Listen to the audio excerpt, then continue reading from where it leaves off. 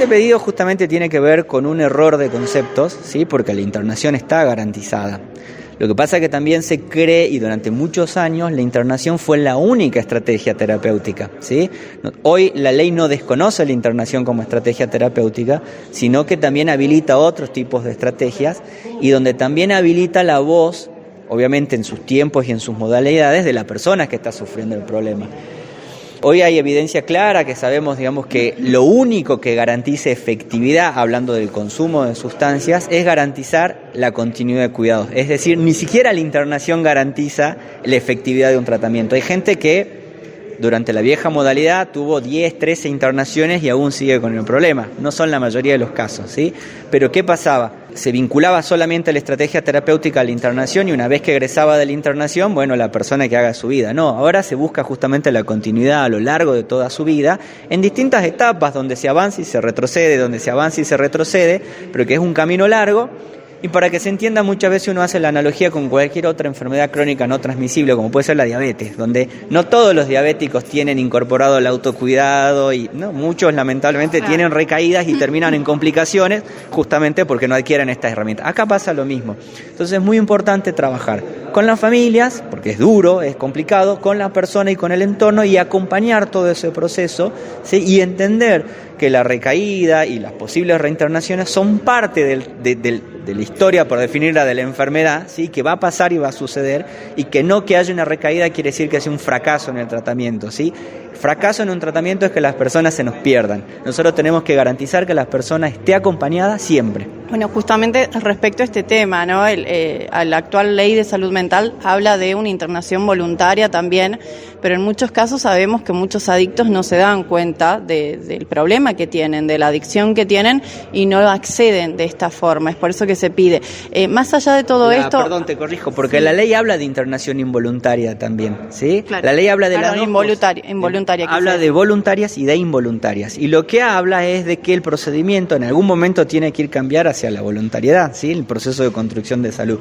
Pero nosotros tenemos las herramientas para realizar, una internación involuntaria. De hecho, los menores de 18 años, por más que sea voluntaria, por ley, siempre son involuntarias. O sea, el procedimiento es el de involuntaria. ¿Qué quiere decir?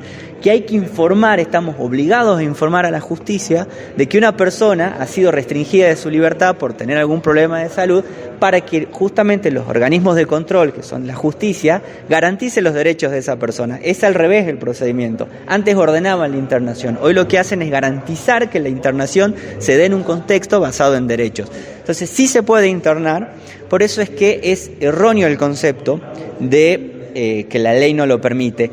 Lo que hay ahí es un concepto más complejo que tiene que ver con intereses, que tiene que ver que hay muchas instituciones que se tienen que adaptar a esta nueva modalidad, porque antes había personas que durante 8 años hacían su tratamiento en modalidad de internados. ¿Qué revinculación familiar se puede dar en ese contexto? ¿Qué revinculación social, laboral, académica se puede dar en ese contexto? Entonces nadie está diciendo que no se interne, y la potestad de cuánto tiempo es del equipo, que es quien sabe y va llevando a cabo justamente ese tratamiento, ¿sí? Por eso ahí hay un error de concepto que esconde intereses por atrás y que lamentablemente usan a los familiares en su desesperación. Entonces a los familiares hay que hacerlos participar, hay que darles la información y las herramientas, ¿sí? Y acompañarlos también, porque es muy duro el proceso. Hablando acerca de todo esto también, el consumo muchas veces, y en estos últimos tiempos hemos observado las denuncias, ¿no? De vecinos, de docentes e inclusive de chicos. Pasó en el Colegio del Salvador, pasó en el secundario número 43 y en otros establecimientos donde se habla del consumo en las escuelas. Adentro de las escuelas, y esto no lo digo yo, lo dicen los vecinos, alumnos y también docentes en los baños. ¿Es uno de los puntos de inicialidad justamente las escuelas? No es un punto de inicio a la escuela, o sea, hoy no podemos afirmar que a la escuela se vaya a consumir. Lo que sí sabemos hace más de 15 años, porque esto pasa en la provincia hace más de 15 años, es que se consume en las escuelas y que la edad de inicio de consumo ha ido bajando, ¿sí?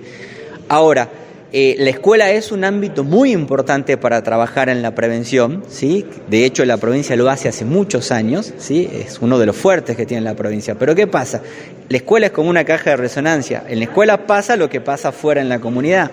Y muchas veces nosotros recalcamos en la escuela y le exigimos a la escuela que corrija todas las fallas que tenemos como comunidad. Estos temas los tenemos que abordar como comunidad, todos juntos, ¿sí? Claramente que una persona consuma dentro de una escuela, bueno, hay que trabajarlo, pero hay que trabajarlo desde alojar a esa persona, no de expulsarla, que es la primera reacción que tenemos todos, porque al que expulsarla de la escuela aumentamos esa brecha, aumentamos ese estigma y por lo tanto perjudicamos a la persona de que en algún momento pueda sobrepasarlo. Entonces, estos hechos que cada tanto tienen trascendencia, lógicamente que preocupan, pero lo que más preocupa es esta reacción, digamos, de rechazo, de expulsión. Lo que nosotros tenemos que buscar es justamente trabajar internamente qué está sucediendo y como comunidad involucrarnos. Se lo pregunto porque en su momento lo dijo el Ministerio de Seguridad Luis Martín, también la ministra de Educación María Teresa Bobbi, de que no había consumo en las escuelas, pero sí las hay. Usted está recalcando que sí hay consumos, no es de ahora, digamos. Exactamente, lamentablemente no es de ahora, no es un hecho que esté empezando ahora, es un hecho que viene hace mucho tiempo, ¿sí? Por supuesto no digo que a la escuela se vaya a consumir, pero que sí aparece. Pero sucede. Sí aparece, ¿sí?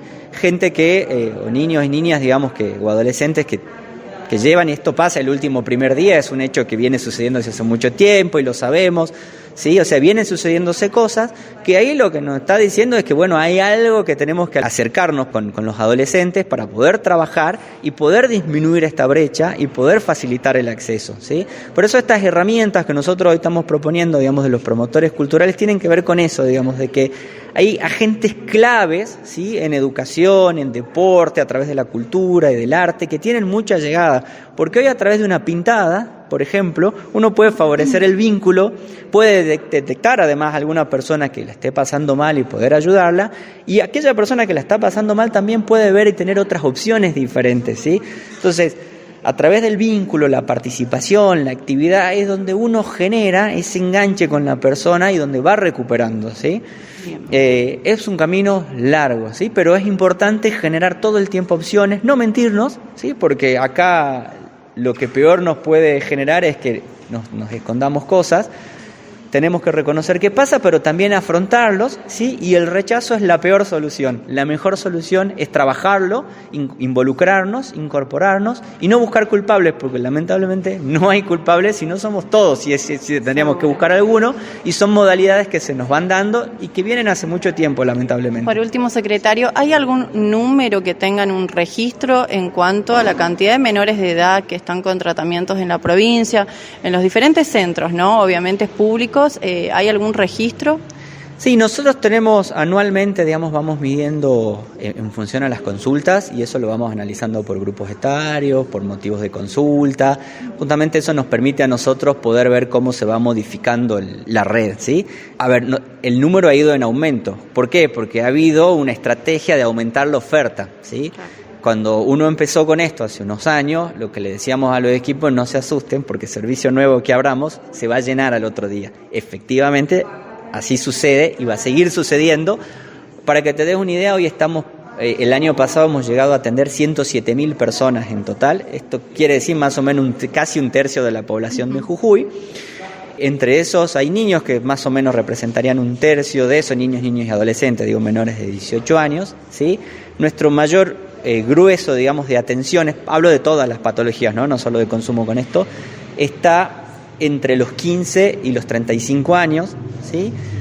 Habiendo otros picos en mayores de 60, mayores de 55 años, pero más o menos esos son los picos, varían obviamente, depende de la patología, etcétera. Cuando hablamos de cuadros demenciales, lógicamente son personas más grandes. ¿Y de adicciones puntualmente menores de edad hay algún número? Y de adicciones tenemos en tratamiento, para el año pasado atendimos alrededor de 6.000 niños, más o menos, un poquitito más de 6.000 personas, ¿sí? Distintos niveles de atención, etcétera, porque muchas veces son consultas, muchas veces son orientaciones, no necesariamente una persona que tenga la problemática específica del consumo.